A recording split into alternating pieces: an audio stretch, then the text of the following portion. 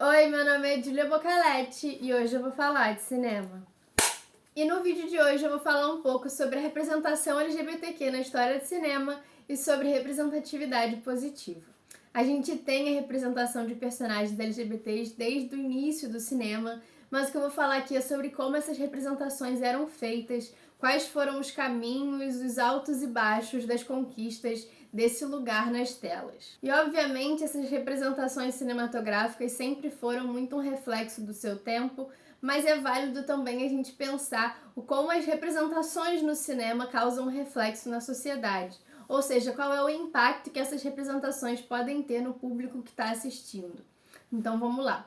O primeiro filme que eu vou falar aqui é o The Gay Brothers, que é esse filme aqui em que a gente tem esses dois homens dançando, é super curtinho, é de 1898, do Thomas Edison. Em inglês, a palavra gay significa também feliz, né? Essa palavra foi ressignificada ao longo do tempo. Em 1898, ela era muito mais utilizada para representar isso, né? Felicidade, uma alegria do que necessariamente a homossexualidade.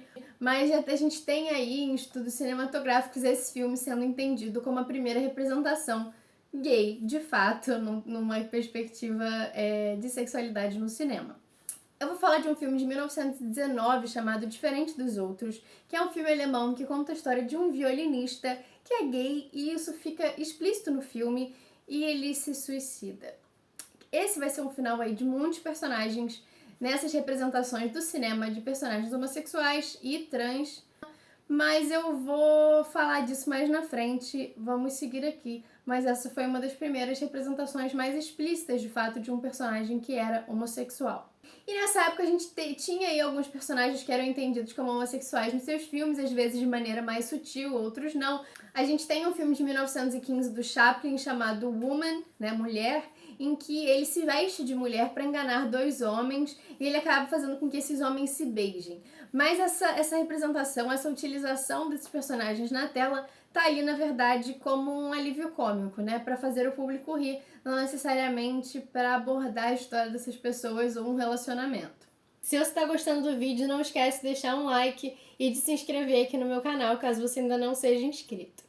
A gente tem então em 1927, no filme Asas, que é um filme que ganhou o Oscar, foi o primeiro filme a ganhar o Oscar, um beijo entre dois homens. Mas esse beijo não necessariamente está no contexto de uma relação homossexual, um dos personagens estava morrendo, e isso meio que não era uma questão questionada, não era uma polêmica. Porque a homossexualidade era entendida no cinema nessa época, principalmente pela performance de outro gênero. Então, um homem afeminado ou uma mulher masculinizada. Como nesse filme os dois personagens performam um gênero masculino, isso não era muito questionado, esse beijo não é uma questão muito trabalhada. E a gente tem também outras representações da época ali de mulheres lésbicas, por exemplo, mas que eram entendidas através dessa vestimenta que era dita masculina. Mas ao invés desse diálogo continuar progredindo e essas representações evoluírem, em 1930 a gente vai ter aí a elaboração de uma cartilha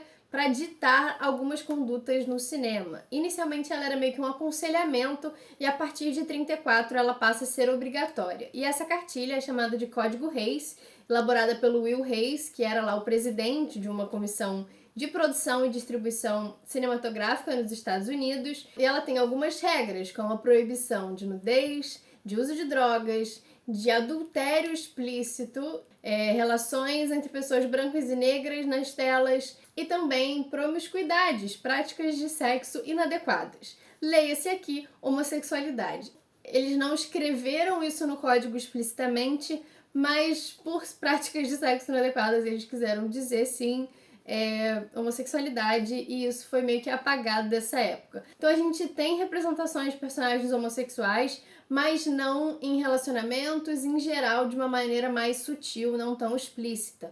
A gente tem alguns personagens, às vezes, mais afeminados também, que entravam muitas vezes para serem um ponto de comicidade no filme, ou às vezes também para ser o vilão, como por exemplo nesse filme aqui, The Maltese Falcon, em que a gente tem aí um vilão que não é assumidamente gay no filme, mas que tem essa leitura mais afeminada no seu comportamento. O Festim Diabólico do Hitchcock, que é um diretor que eu comentei aqui há pouco tempo, também é muito entendido por ter aí uma relação homossexual implícita. entre os dois personagens que cometem ali um assassinato. Então essas representações ficam aí subentendidas em filmes dessa época. E muitas vezes em personagens que são vilões ou criminosos das histórias, o que também contribui para você reforçar uma visão negativa de pessoas LGBTs. Aí, mais ou menos para a década de 60, esses critérios começam a ficar mais fluidos, isso começa a ser menos cobrado, a gente começa a ver mais essas relações. A gente tem um filme de 61, que é The Children's Hour, em que a gente tem aí um casal de lésbicas, mas uma delas se mata. A relação tá aí um pouco mais explícita, mas o final continua sendo trágico. Em 1968 e 1969 rolou nos Estados Unidos a Revolução de Stonewall, que foi todo um movimento de ativistas LGBTs buscando por mais direitos, e isso também foi influenciando muito da cultura e da aceitação dessas pessoas na sociedade, e consequentemente a sua representação. Em 1970 a gente vai começar a ter então, em consequência disso, mais produções que abranjam essa comunidade, muitas vezes produzidas por ela mesma. Só que essas produções, muitas vezes independentes, não atingiam o público geral. Ela ficava muito restrita nas grandes cidades ou a um grupo seleto ali que tinha acesso a esses filmes e às suas reproduções. Na mídia geral, essas representações começaram a ser mais trabalhadas, mas ainda carregadas de muito estereótipo. Em 1975, a gente tem aí um personagem indicado ao Oscar de melhor ator, o Chris Sarandon, fazendo um personagem trans no filme Dog Day Afternoon.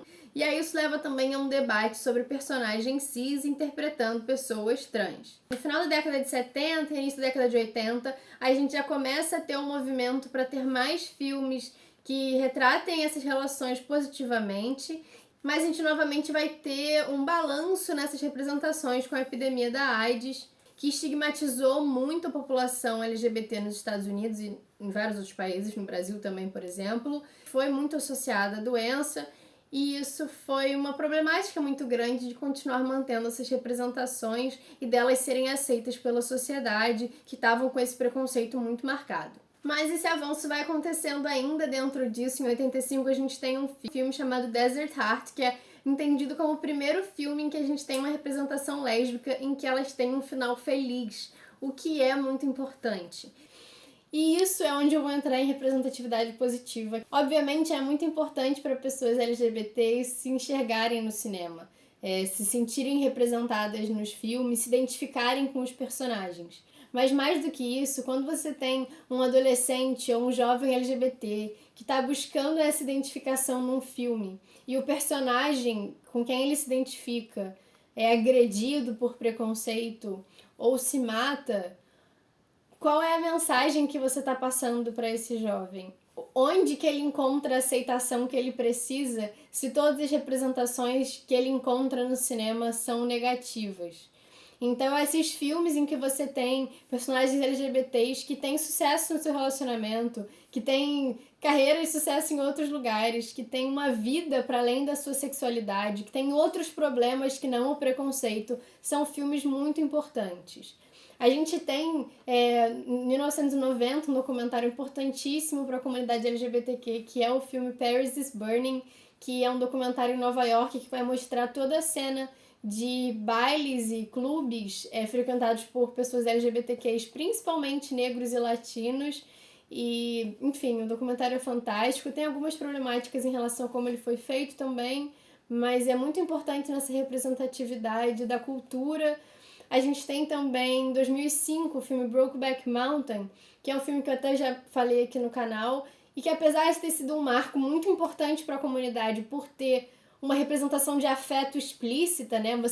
Você vê o beijo entre dois homens, você vê essa relação acontecer, não é uma coisa que fica ali por baixo dos panos, não é uma coisa só mencionada, porque a gente tem muitos filmes LGBTs que foram feitos antes disso, que você tem a relação ali, mas os personagens basicamente não se beijam.